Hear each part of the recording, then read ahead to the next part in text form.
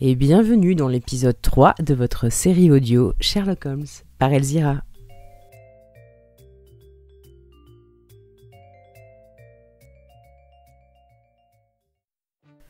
Chapitre 3. Le mystère de Lauriston Garden. Cette preuve toute fraîche que les théories de mon compagnon étaient applicables m'ébranla. Du même coup, crut mon respect pour sa puissance d'analyse. Toutefois, je me demandais encore si tout cela n'avait pas été préparé pour m'éblouir. Mais quel intérêt aurait eu Sherlock Holmes à m'en imposer de la sorte? Je le regardais, il avait fini de lire la lettre et ses yeux avaient pris une expression vague, terne, qui marquait chez lui la préoccupation. « Comment diable avez-vous pu deviner cela ?» demandai-je. « Deviner quoi ?» fit-il sans aménité. « Eh bien, qu'il était un sergent de la marine en retraite. »« Je n'ai pas de temps à perdre en bagatelle, » répondit-il avec brusquerie, avant d'ajouter dans un sourire « Excusez ma rudesse, vous avez rompu le fil de mes pensées, mais c'est peut-être aussi bien. Ainsi donc, vous ne voyez pas que cet homme était un sergent de la marine ?»« Non, certainement pas. » Décidément, l'explication de ma méthode me coûte plus que son application. Si l'on vous demandait de prouver que 2 et 2 font 4, vous seriez peut-être embarrassé, et cependant vous êtes sûr qu'il en est ainsi. Malgré la largeur de la rue, j'avais pu voir une grosse encre bleue tatouée sur le dos de la main du gaillard. Cela sentait la mer. Il avait la démarche militaire et les favoris réglementaires. C'était, à n'en pas douter, un marin. Il avait un certain air de commandement et d'importance. Rappelez-vous son port de tête et le balancement de sa canne.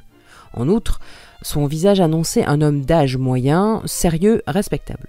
Tous ces détails m'ont amené à penser qu'il était sergent. « C'est merveilleux !» m'écriai-je. « Peu ! L'enfance de l'art !» dit Holmes, mais d'un air qui me parut trahir sa satisfaction devant ma surprise et mon admiration manifeste. Tout à l'heure, j'ai dit qu'il n'y avait pas de criminel. J'avais tort, à ce qu'il paraît. Voyez plutôt. Il me lança la lettre apportée par le commissaire. « C'est épouvantable !» m'écriai-je après avoir parcouru quelques lignes. « Voilà qui semble en effet sortir de l'ordinaire, dit-il avec sang-froid. Auriez-vous l'obligeance de me la relire à haute voix ? Voici la lettre.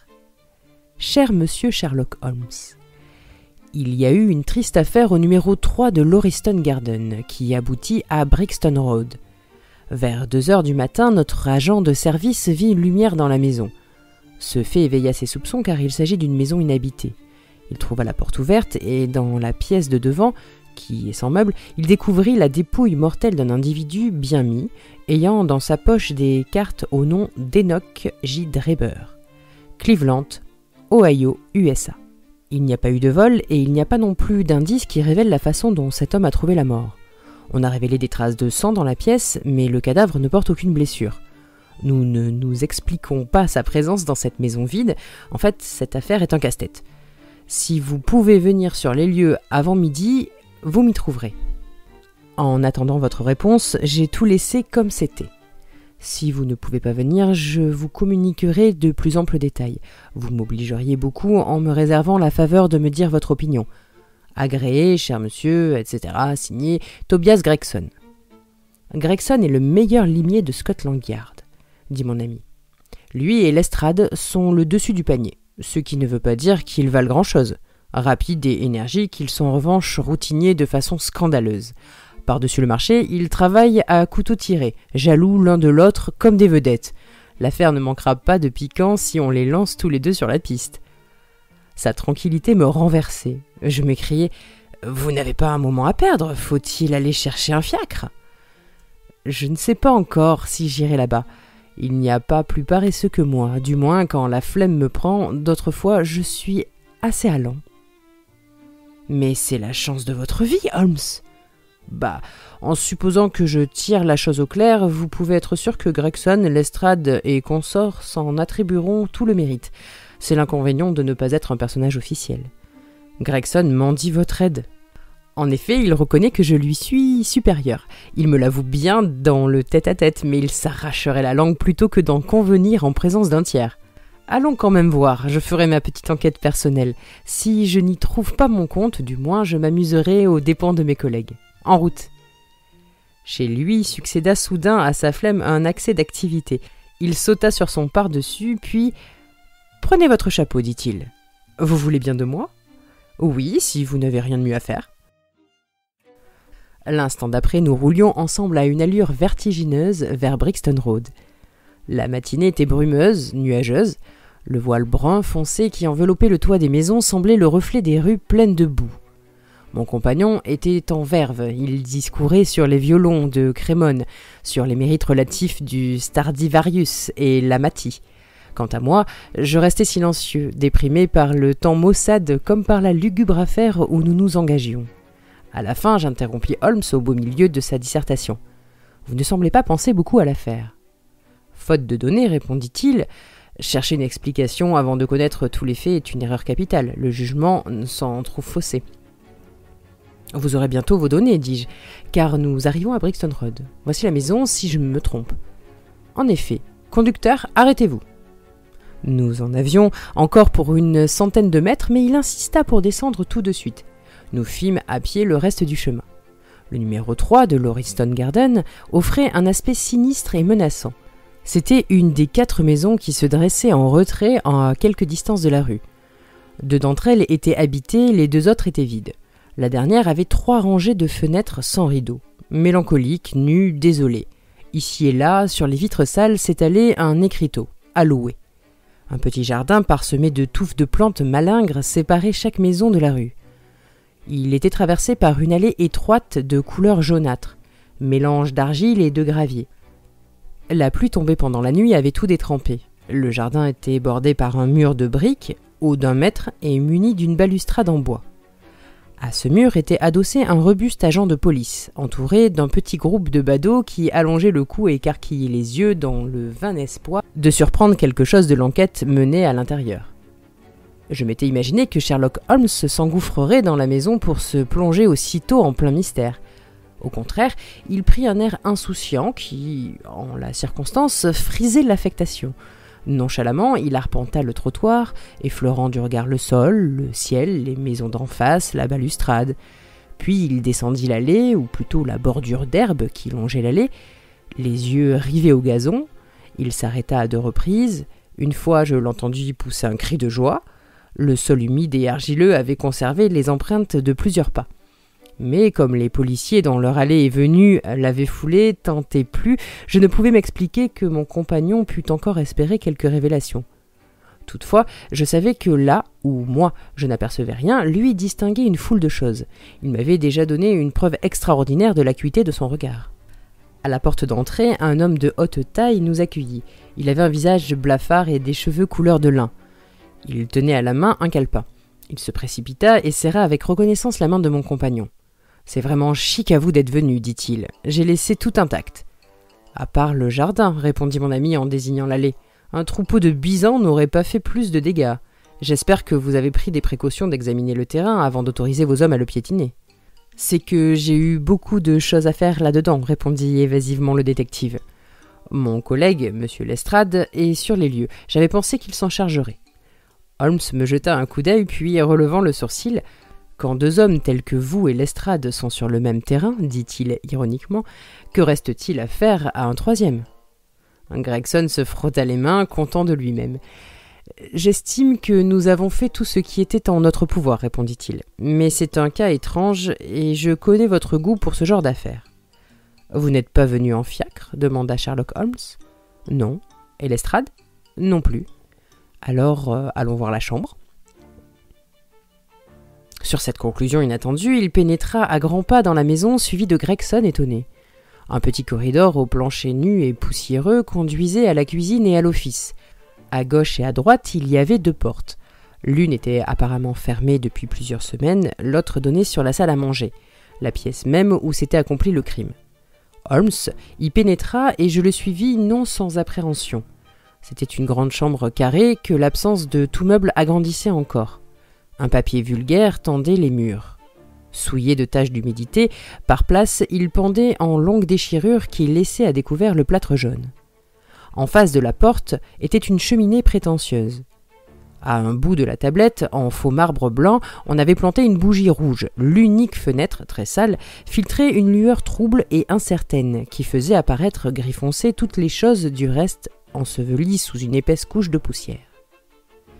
Ces détails, je les observai un peu plus tard. Mon attention fut d'abord captée par la forme humaine sinistrement immobile qui gisait sur le parquet, grand ouvert, les yeux vides, regardait avec fixeté le plafond d'étain. C'était le cadavre d'un homme d'environ 43-44 ans, de taille moyenne, large d'épaule, avec des cheveux noirs et crépus et une barbe de 3 jours. Il portait un habit et un gilet de drap épais et un pantalon clair. Son col et ses manches étaient d'une blancheur immaculée. Un chapeau haut de forme, bien brossé et lustré, était posé sur le parquet, à côté de lui. Ses mains étaient crispées et ses bras étendus, tandis que ses membres inférieurs étaient entrecroisés. L'agonie avait dû être douloureuse. Son visage rigide conservait une expression d'horreur. Je crus y lire de la haine aussi. Une grimace méchante, un front bas, un nez épaté, une mâchoire avancée donnaient à la victime une apparence simiesque. Sa posture insolite, recroquevillée, accusait encore davantage cette ressemblance. Il m'a été donné de voir la mort sous bien des aspects, mais elle ne m'est jamais apparue plus effroyable que dans cette maison macabre qui donnait sur l'une des artères principales de la banlieue de Londres. Lestrade, mince de taille, la mine chafouine, se tenait près de la porte. Il nous salua. « Cette affaire fera sensation, dit-il. Elle passe tout ce que j'ai vu, et pourtant je ne suis plus un nouveau-né. » « Toujours pas d'indice, s'enquit Gregson. »« Toujours pas, répondit Lestrade en écho. Sherlock Holmes s'approcha du corps, il s'agenouilla et l'examina attentivement.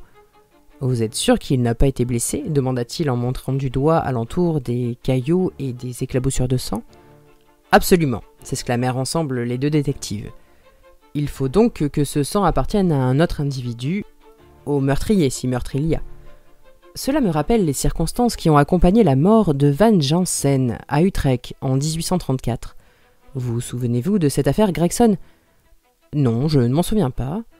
Eh bien, informez-vous. Vous ne perdrez pas votre temps. Il n'y a rien de nouveau sous le soleil. Tout ce qui y est a déjà été. » Tandis que Sherlock Holmes parlait, ses doigts agiles voltigeaient ici, là, partout. Il palpait, pressait, déboutonnait, fouillait. Entre-temps, ses yeux avaient l'air lointains. L'examen fut fait avec une minutie qu'on n'aurait pas soupçonnée tant il était rapide.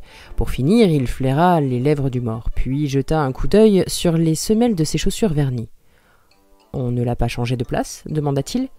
« On l'a remué seulement pour l'examiner. »« Vous pouvez le porter à la morgue, dit Sherlock Holmes.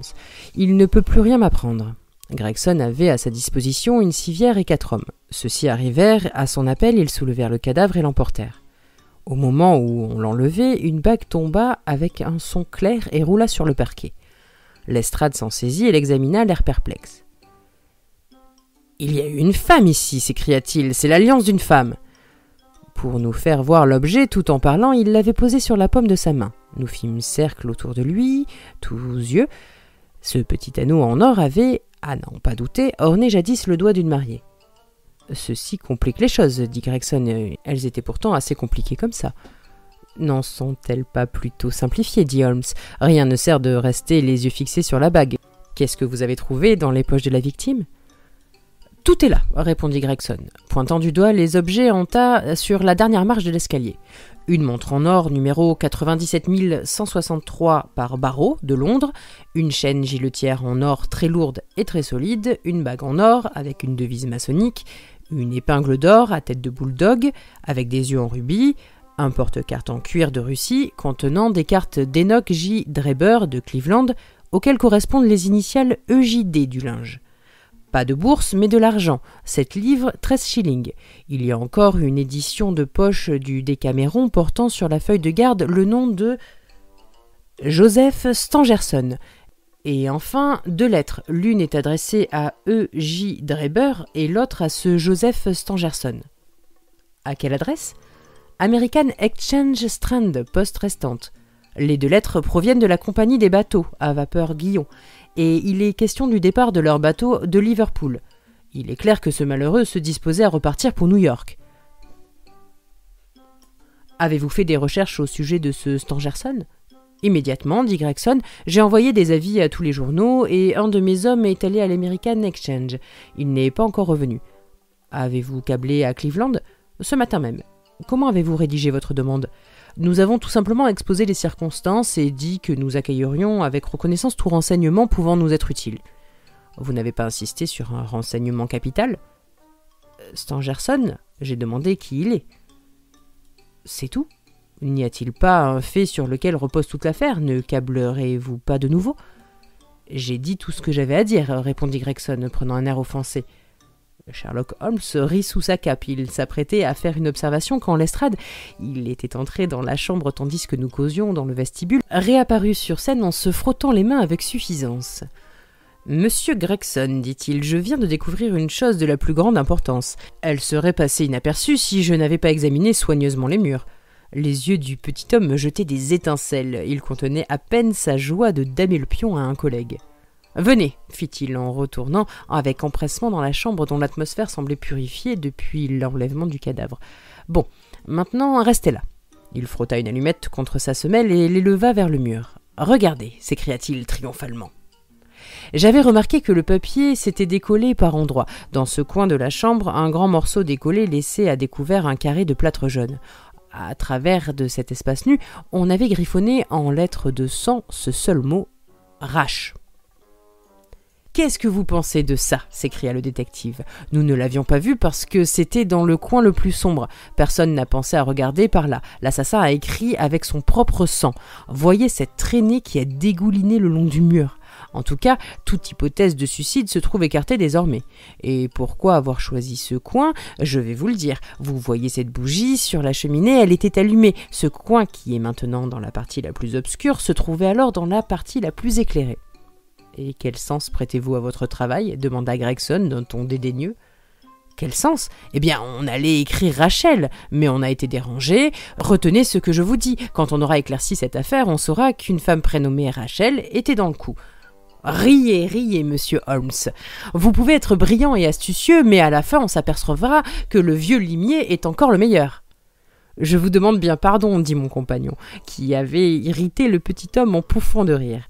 Sans conteste, le mérite de cette découverte vous revient. Comme vous le dites, tout prouve que l'inscription a été faite par l'auteur du crime. Je n'ai pas encore eu le temps d'examiner cette chambre, mais si vous m'y autorisez, je vais le faire à présent. » Tout en parlant, il sortit brusquement de sa poche un mètre en ruban et une grosse loupe ronde. Muni de ces deux instruments, il trotta sans bruit dans la pièce.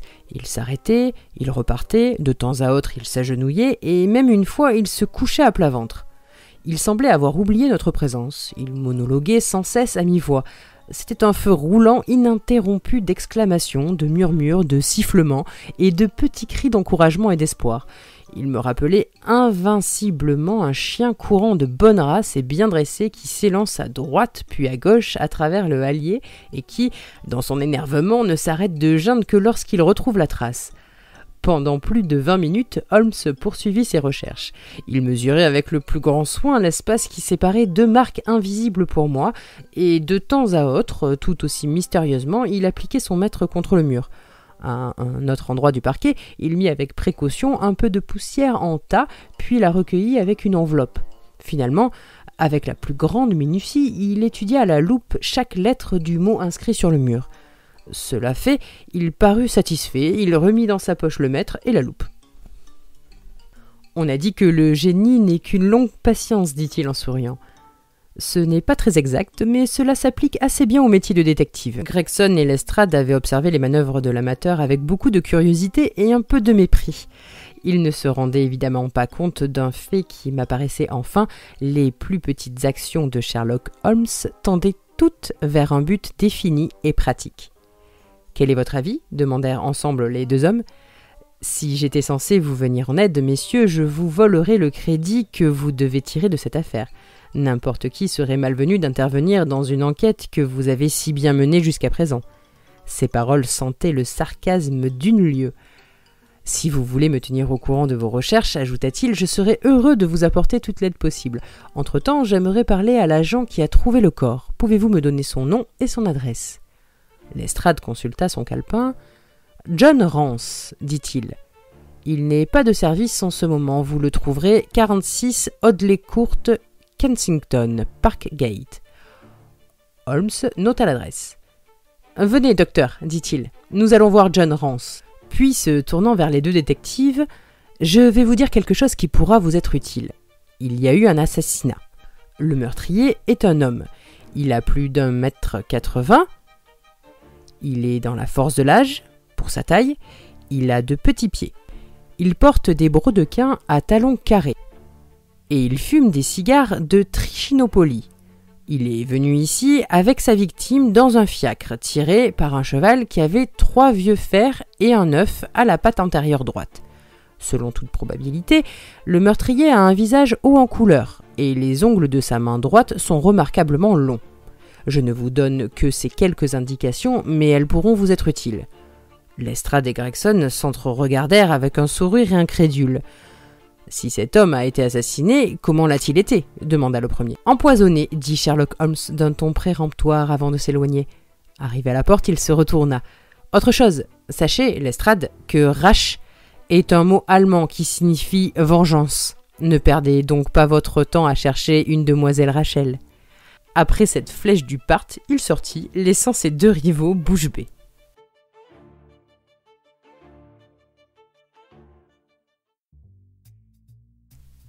C'était votre série audio Sherlock Holmes avec Elzira.